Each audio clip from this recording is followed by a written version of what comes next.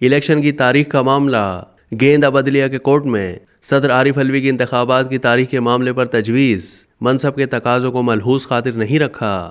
صدر مملکت ڈاکٹر عارف علوی نے انتخابات کے سلسلے میں چیف الیکشن کمشنر کے نام خط لکھ کر تجویز دی ہے کہ عام انتخابات 6 نومبر تک کرائے جائیں۔ قومی اور صوبائی اسمبلیوں میں ایک ہی دن انتخابات کرانے کے لیے اعلیٰ عدلیہ سے رہنمائی حاصل کرے۔ اسی طرح صدر مملکت نے گیند عدلیہ کی کورٹ میں ڈال دی ہے۔ صدر مملکت نے کہا ہے کہ آرٹیکل 48(5) کے تحت انتخابات اسمبلی تحلیل ہونے کے 89ویں دن ہونے چاہیے۔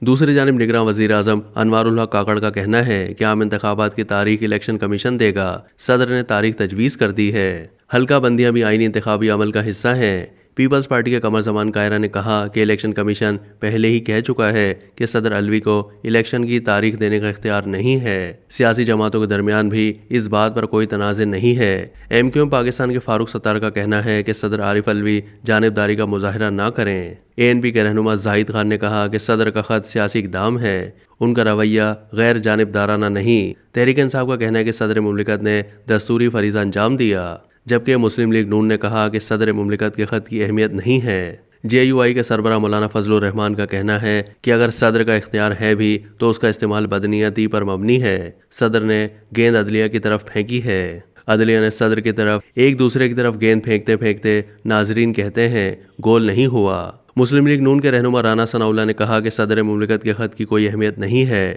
صدر مملکت نے اپنے منصب کے تقاضوں کو ملحوظ خاطر نہیں رکھا۔ صدر مملکت کے پاس انتخابات کی تاریخ دینے کا اختیار نہیں ہے۔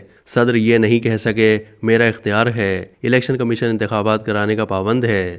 اب تک کے لیے اتنا ہی۔ مزید معلومات کے لیے ڈیلی جنگ کے یوٹیوب چینل کو سبسکرائب کیجیے۔